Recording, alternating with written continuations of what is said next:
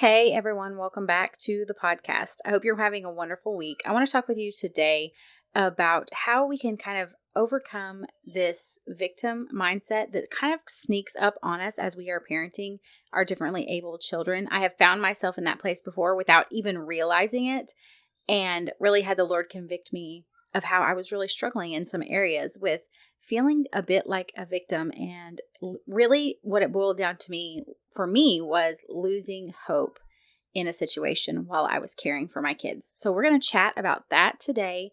I'm just going to share a little bit of my personal story and then give you some different scripture and things like that I have found to be extremely helpful for me and kind of what the Lord has walked me through in that process. So let's get started.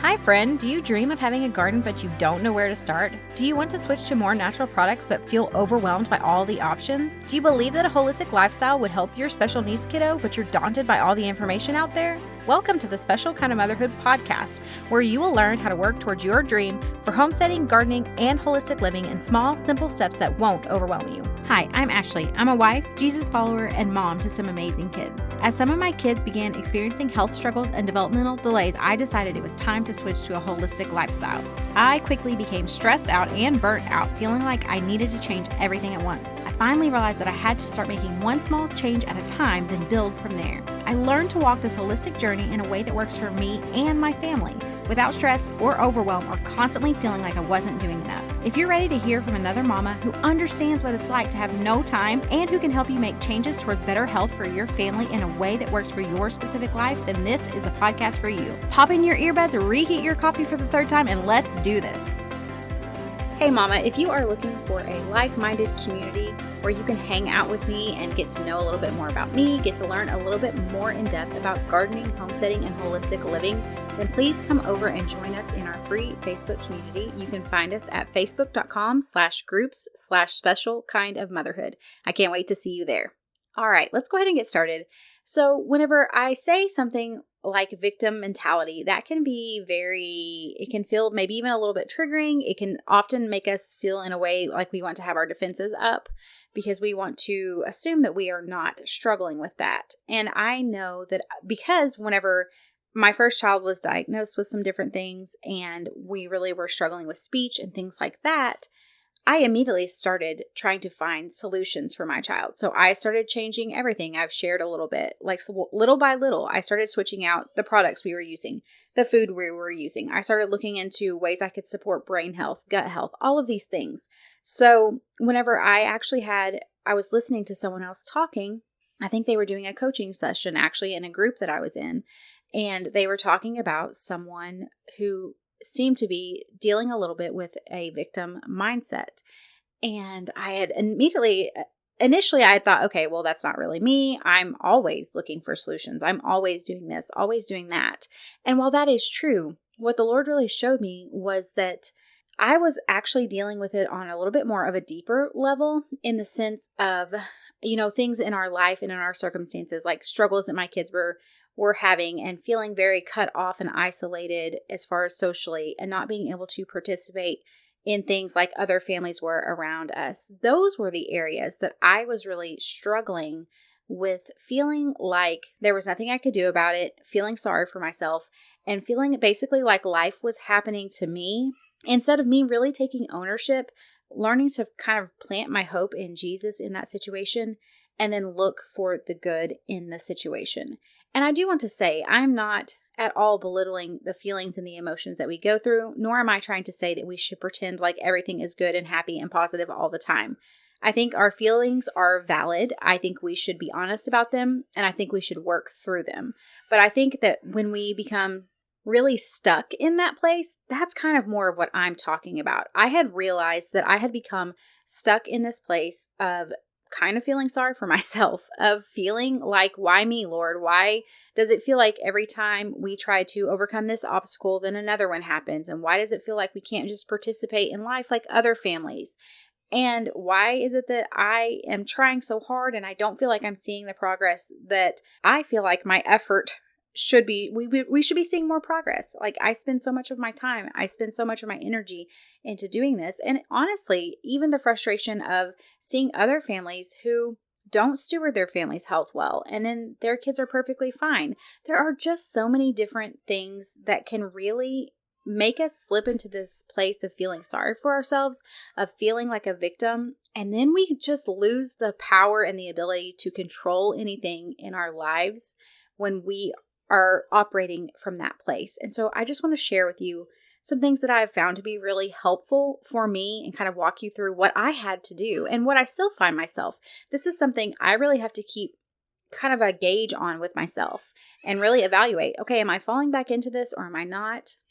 If I notice myself falling back into it, then, I can go through these steps to really work through that and then to decide, hey, I'm going to continue to move forward. It's a struggle. We're human. We're going to have these times of struggle. We're going to have these times where we do start to feel sorry for ourselves, or we do feel discouraged because we wish our kids were able to do X, Y, and Z, and they're just not able to. Or we wish that child didn't have this health struggle, but they do. All of those things. And even recently with a child, I had to work through this because they were having a flare up of some things. And I just had to kind of work myself through this with the Lord and really pray through it. So I just want to share some of that with you today.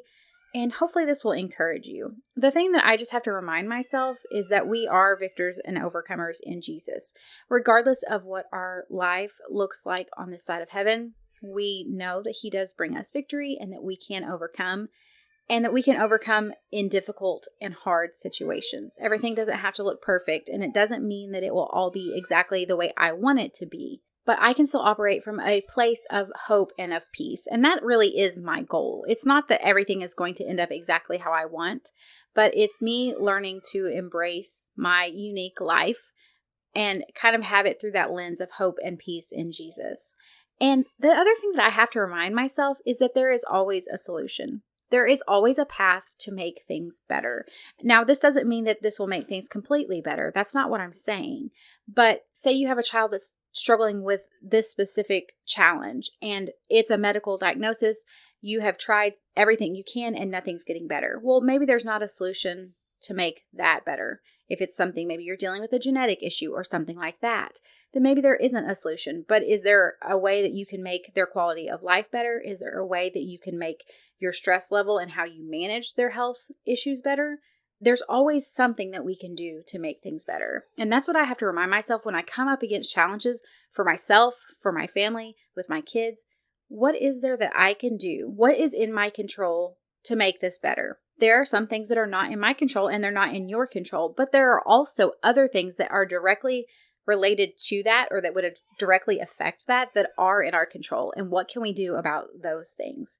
And the thing that I have to remind myself is that if I am looking for solutions so that I can help my kids, that's actually exactly what it means to be walking in that victor's mindset. So as long as I'm really trying to actively say, yes, I acknowledge that this is hard. Yes, I acknowledge that sometimes I feel disappointment and I wish things were different. But what can I do to make this better? That is helping me to just move forward and saying, I'm going to choose hope. I'm going to choose to walk in that victor's mindset. But these are the steps I go through if I feel like I'm struggling. And the first one would be that I pray and I ask the Lord to reveal to me any areas that I have began to accept a victim mentality. And this can be, like I said, for instance, if I have a child or even myself with my own health, I'll use myself as an example. With my own health, I work really hard I have Hashimoto's thyroiditis. I've had POTS in the past. I've had dysautonomia in the past, been able to reverse both of those. My Hashimoto's thyroiditis is significantly better, though not completely reversed, but I am working on that. But I put a lot of effort into trying to take care of my body and trying to deal with these different issues that I've had. And I've seen a lot of success, but there have been seasons where I've been putting in a lot of effort and not really seeing success, or maybe even actually feeling a little bit worse at the beginning. And I have noticed myself falling into that, like, why me? Why does it feel like, so-and-so doesn't take care of themselves and I do, and yet for some reason I still have all these health struggles. Just all of those kinds of things that I have had to stop and pray. And the Lord has shown me, okay, you're actually really struggling with this here. And this is what I want for you to change. And this is what I want you to really repent of. and confess a sin and then choose to move forward and move on from that. And so then what I also like to do, step 2, would be that I like to ask the Lord to show me how he wants me to overcome this specific challenge. And then also to embrace the fact that the reality is that there is so much that I can actually do to improve different circumstances, our health struggles, all of these things when I'm partnering with the Lord. Whenever I am choosing to actually pray, ask him, seek his face for guidance, and then do and obey what he shows me to do. There really are so many things that I can do. There are so many things that are within my control whenever I'm choosing to partner with the Lord and say, this is a problem, Lord, this is a challenge, but I'm trusting you with this. I'm trusting you for the outcome. And while you may not give me the answer that I like, I still know that there are things that I can do to move forward towards progress. And then the third thing I like to do is just reject that victim mindset. And then what I do is I choose that day to do one thing to sow into hope. So what is one thing that I can do today to put my feet forward, to take that step forward and say, Lord, with my action, I'm going to show that I believe in hope for my family. I believe in the hope of you. I believe in the hope that we can have a good quality of life. I believe in the hope that we can have progress, that we can be moving forward. And I just encourage you, that's such an important step to me because it really is helping us to put that action along with what we are saying that we want to do. So we're saying, Lord, I want to reject this victim mentality and I want to move forward in hope, but what is something that I can actually do today? And there's so many verses about hope. I think of Romans 15 and verse 13, and it talks about how the God of hope will fill us with all joy and peace in believing so that we can abound in hope through the power of the Holy Spirit. And also, it talks about, I believe it's in Hebrews 6, it talks about how hope is it's the hope of Jesus, but it is the anchor for our soul. And that's what I have noticed is that often whenever I am feeling like I'm dealing with this victim mentality or this poor me, why me, what's actually going on is that there's an absence of hope in my heart and in my life. And sometimes it really can also be a way for us to avoid doing hard things, to avoid being vulnerable about our feelings, about our struggles, and also to avoid asking for help. Because it's easier to say, poor me, this is bad, this is never going to change, this is just the way life is, than to actually do something about it. And I don't mean that in an unkind way because I've been there before. It's something I've had to work through in different areas and to overcome. But I also think it's something that's very worthy of doing. And the thing that I love about being willing to be honest before the Lord with this is that, one, it opens us up to actually see progress and change in our life. It can also open us up to getting support and community when we are willing to be vulnerable and to say, I'm really struggling in this area, but I'm really trying to work through this and I'm trying to make progress with whatever this thing may be.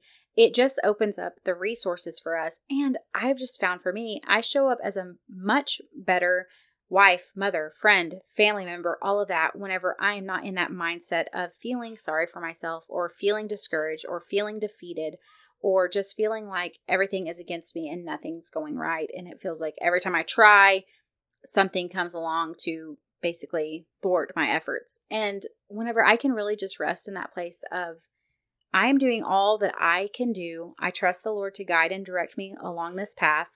And I'm just going to rest in the hope of Him. There's peace there. There's just so much, there's more joy there. Like it said, we're going to be filled with joy and peace in believing. We're believing in Jesus. And so that's what I have just found to be true in my life. And a few things that I love to remind myself of as well. And they've just been so helpful for me, especially if you're parenting a child that is neurodivergent or you have a child that has some kind of special need or something like that. Just your lifestyle looks different than those around you. It can be very easy to fall into the comparison trap, to feel like you're missing out, to feel like you just wish that you could have the quote unquote normal family life. And so what I have found really helpful is to remind myself, I will say this to myself, and I will say, we all have our own normal and mine is wonderful. And that's actually, it's so true. We do all have our own normal. And I choose to believe that mine is wonderful. And I choose to make the best of it. It doesn't mean that every day is perfect. It doesn't mean that there aren't challenges, but it's wonderful. It's the life that the Lord chose for me. and I will choose to walk in joy in it and to make the best of it. The other thing I love to say is that we are always moving towards progress and healing, and I believe that to be true as well. I hope this has been helpful for you. I would love to hear from you. Please email me, send me a DM, share it with me. If you have found yourself struggling in this area, I think it's extremely common, and it's something that a lot of times we don't necessarily want to talk about because it can bring feelings of shame. And I had in no way, shape, or form mean to bring any kind of feelings of shame to you. Like I said, I've been here before. I just want to encourage you, if you are feeling like you're in that place and you're stuck there, just take it to the Lord and don't stay there. The Lord wants us to be moving forward. He wants us to be living in that place of hope and joy and peace. So I would love to hear from you guys, and I hope you have a wonderful week. I will see you back next time. Hey Mama, I hope you enjoyed today's episode. If so, would you take 30 seconds to share this with a friend who is wanting to live more holistically without the overwhelm? Also, don't forget to head over to Apple Podcasts to leave me a review. It blesses and encourages me to know that this show is helping you. All right, friends, it's time for me to go work in the garden and make some homemade bone broth. I will see you back next week.